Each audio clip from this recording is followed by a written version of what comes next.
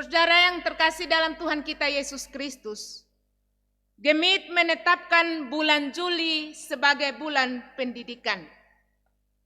Mengingat pendidikan adalah bagian dari rencana Allah yang sangat strategis bagi dunia, maka gereja sebagai tubuh Kristus perlu mengambil bagian di dalamnya.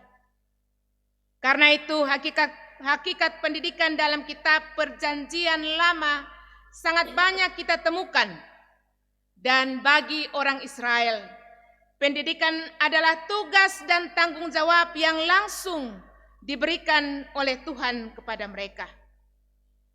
Bagi orang Israel, pendidikan khususnya pendidikan rohani merupakan bagian integral dari perjanjian antara Allah dengan umatnya. Tuhan Allah melalui Musa menekankan bahwa sangat penting bagi Israel yang hendak diam di Kanaan sebagai bangsa merdeka. Dan yang mereka butuhkan adalah pendidikan.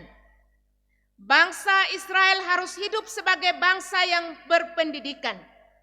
Mereka harus meninggalkan kebodohan, kekerasan hati, kesombongan di masa lalu yang membuat mereka harus hidup sebagai budak di Mesir. Karena Kanaan adalah negeri yang telah ditentukan Allah bagi Israel setelah mereka keluar dari Mesir, negeri di mana mereka dijadikan budak. Dan ada syarat yang harus mereka lakukan apabila mereka tiba di negeri perjanjian itu. Karena itu, saudara-saudara, sebelum umat Israel memasuki tanah Kanaan, Musa sebagai pemimpin memberikan nasihat-nasihat. Nasihat-nasihat itu adalah ketetapan-ketetapan, peraturan-peraturan dan perintah dari Tuhan kepada umat Israel. Inti dari ketetapan, peraturan dan perintah itu adalah dalam ayat yang keempat yang membuat Shema, yaitu doa yang wajib diucapkan 2 kali sehari oleh bangsa Israel setiap pagi dan petang di dalam sinagoge. Ayat ini sangat penting karena merupakan pengakuan iman yang sangat tegas akan Tuhan sebagai satu-satunya Allah yang layak disembah. Karena itu di situ ditekankan, dengarlah hai orang Israel, Tuhan itu Allah kita, Tuhan itu Esa. Ayat yang kelima, kasihilah Tuhan Allahmu dengan segenap hati dan dengan segenap jiwa dan dengan segenap kekuatanmu. Syarat yang diberikan Tuhan melalui Musa itu adalah para orang tua harus menjadi pelopor pendidikan bagi generasi yang ada. Mereka harus hidup mengasihi Tuhan dengan segenap hati, segenap jiwa, dan segenap kekuatan. Perintah ini harus diperhatikan dan diajarkan secara berulang-ulang kepada anak-anak mereka. Tugas pengajaran itu menjadi tanggung jawab orang tua, supaya anak-anak sebagai generasi penerus, mereka hidup tertib dan tidak melupakan hukum Tuhan. Kalimat haruslah engkau perhatikan ditujukan kepada para orang tua Israel, agar mereka tidak lupa mengajarkan perintah dan ketetapan dari Tuhan. Tugas itu tidak hanya dilakukan secara berulang-ulang, tapi juga harus dilakukan dalam berbagai situasi. Saudara-saudara, mengapa pendidikan itu sangat penting bagi anak-anak Israel? Bukankah mereka telah mengenal Allah dan mereka juga telah menjadi percaya? Jawabannya, saudara-saudara, karena umat Israel akan tinggal di Kanaan, satu negeri baru, di mana negeri baru itu ada begitu banyak masalah yang menanti mereka. Salah satu contoh masalah yang pertama adalah Kanaan adalah negeri yang penuh dengan penyembahan berhala. Anak-anak Israel akan hidup di tengah-tengah penduduk Kanaan yang menyembah banyak dewa-dewa asing. Jika mereka tidak sungguh-sungguh mengasihi Allah, mereka bisa saja menyembah Allah-Allah lain. Masalah yang berikut adalah Kanaan juga adalah negeri yang makmur, yang tadi dikatakan penuh susu dan madu. Jika mereka tidak terdidik untuk memegang teguh perintah dan peraturan itu, maka mereka bisa dengan mudah melupakan Tuhan. Mereka akan dengan mudah juga terpengaruh oleh keadaan hidup dari orang-orang Kanaan yang tidak mengenal Allah. Bukan hanya 2 masalah di atas, tapi ada begitu banyak masalah-masalah lainnya yang menanti mereka di sana. Allah tidak mau agar generasi berikut menjadi orang-orang yang bodoh, yang kurang mendapat didikan, atau kita kenal istilah kurang ajar, yang mudah terpengaruh atau terpedaya dengan pola hidup orang Kanaan, lalu mereka lupa kepada Tuhan. Karena itu, ketika mereka melupakan Tuhan, melupakan ketetapan, melupakan perintah dan peraturan Tuhan, maka hidup mereka akan terancam, bahkan menuju kepada kehancuran. Saudara yang terkasih dalam Yesus Kristus, ternyata tugas untuk mendidik dari generasi ke generasi itu sudah menjadi ketetapan yang datangnya dari Tuhan. Allah sangat mengenal watak dan perilaku hidup manusia dari zaman ke zaman. Dan bila berbagai perubahan yang muncul tidak diikuti dengan pendidikan yang baik, tentu akan ada banyak perintah, ketetapan, peraturan Tuhan yang begitu saja dilupakan oleh generasi-generasi kita.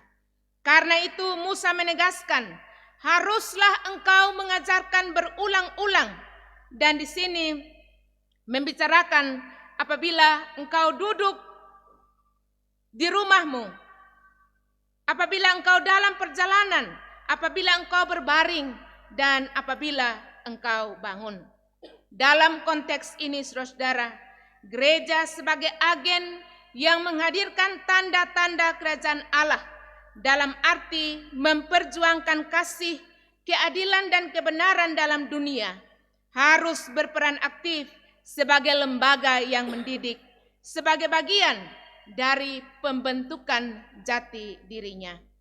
Kita hidup dalam dunia yang terus mengalami perubahan pada berbagai aspek kehidupan, tetapi kita dengan yakin percaya bahwa firman Allah tidak pernah berubah dari dulu, kini, bahkan sampai selama-lamanya. Dan firman Allah sangat menyatu dengan kehidupan kita dari zaman ke zaman. Karena itu, kehidupan yang berkenan kepada Allah adalah hidup dengan karakter Kristus. Pengembangan nilai-nilai moral, etika Kristiani dalam pembentukan karakter harus mendapat tempat yang utama dalam perhatian gereja. Mengapa demikian, saudara? Karena saat ini kita sudah mulai merasakan kehidupan masa kini yang sedang dalam bahaya menuju kepada berbagai perubahan, dan perubahan itu adalah perubahan yang kurang baik. Nilai-nilai luhur moral dan iman mulai pudar. Dunia pendidikan saat ini lebih menekankan pada prestasi dengan menciptakan manusia cerdas, namun tidak diimbangi dengan karakter yang baik. Apa gunanya, saudara, prestasi tanpa karakter yang baik? Karena itulah Musa menekankan untuk mengajarkan secara berulang-ulang nilai-nilai kejujuran, kepedulian, rasa hormat kepada sesama, disiplin, berpendirian yang teguh, tidak acuh tak acuh terhadap hukum dan aturan, selalu setia, menjadi teladan yang baik, dan yang paling penting adalah memelihara spirit dalam kehidupan sebagai anak-anak Tuhan. Saudara-saudara, kita juga melihat sekarang ini, akibat desakan ekonomi, akibat desakan keamanan, jabatan, dan juga atas nama cinta, banyak pengikut Kristus yang rela menjual imannya. Tuhan seperti sedang dipermainkan dengan janji-janji manusia yang palsu. Mereka meninggalkan gereja, meninggalkan Alkitab, meninggalkan Tuhan Yesus, dan pergi untuk menyembah allah-allah lain, hanya untuk memenuhi keinginan, mencukupi kebutuhan, memuaskan diri, dan mendapat kesenangan. Dalam kondisi demikian, ingatlah bahwa jauh-jauh hari sebelumnya, segala sesuatu itu sudah terjadi pada kita dan akan terjadi saat ini bahkan nanti. Dan melalui semua yang terjadi itu, Musa sudah mengingatkan kepada orang Israel, dan pendidikan itu masih tetap aktual bagi kita orang-orang percaya pada masa kini. Karena itu, saudara, hal-hal yang harus dilakukan oleh gereja sebagai bentuk tanggung jawab dalam bidang pendidikan adalah yang pertama. Pendidikan harus dimulai juga dari dalam gereja. Gereja menjadi sekolah dasar pendidikan iman, etika, dan moral sepanjang waktu tanpa kena libur. Dalam gereja, kita belajar membentuk karakter sebagai orang-orang yang beriman dan bermoral. Gereja menjadi tempat nilai-nilai iman dan moral ditanamkan sejak usia dini di dalam jemaat. Untuk tujuan itu, maka gereja hadir dalam berbagai program pelayanan sebagai wujud kepedulian gereja untuk mengembangkan pendidikan. Sekarang ini, saudara, kita melihat banyak jemaat-jemaat gemit yang terpanggil untuk mengembangkan pendidikan dengan adanya PPA, PAUD, TK, SD, SMP, TK, juga SMA TK, dan kita juga banyak memiliki perguruan tinggi yang punya kualitas dan standar mutu yang baik. Karena itu, sebagai warga Gemit, kita perlu mendukung sekolah-sekolah Gemit yang ada di wilayah kita masing-masing. Kehadiran gereja dengan pola pelayanan pendidikan harus kembali menggarami berbagai pola pikir dan gaya hidup masyarakat yang secara perlahan-lahan membusuk karena sedang mempertontonkan hal-hal yang buruk. Proses pendidikan Kristen tidak hanya menghasilkan pencinta ilmu, tapi terutama pencinta Tuhan. Dan prinsip ini merupakan inti dari pendidikan Gemit. Yang kedua, saudara, dalam konteks pandemi COVID-19 yang terus meningkat, maka keluarga sebagai miniatur gereja terpanggil untuk menjadi basis penyelenggara pendidikan. Karena itu, para orang tua di setiap rumah tangga haruslah meneladani orang-orang tua Israel yang diperintahkan untuk menjadi guru bagi anak-anaknya dengan mengajarkan secara berulang-ulang dalam segala situasi. Guru yang baik bukan saja mengajar dengan teori-teorinya saja, tetapi juga menunjukkan dalam perbuatan nyata.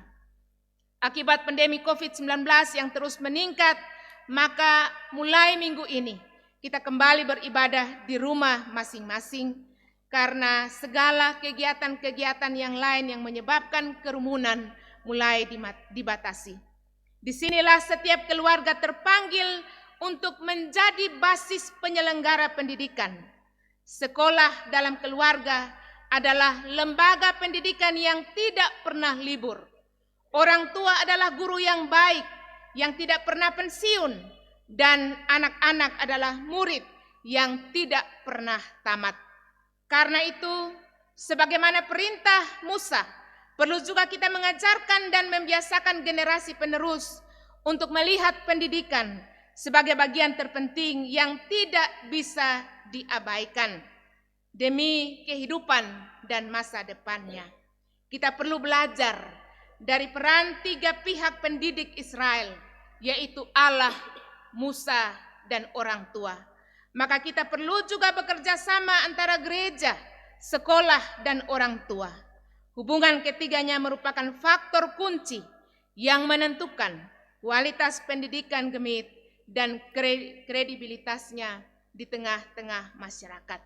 Saudara-saudara yang terkasih, dengan bertekun kita akan menghasilkan buah-buah yang baik, sehingga dalam menyambut masa depan itu kita tidak kekurangan suatu apapun. Demikianlah yang dinyatakan oleh nats pembimbing tadi untuk kita. Tuhan memberkati kita. Amin.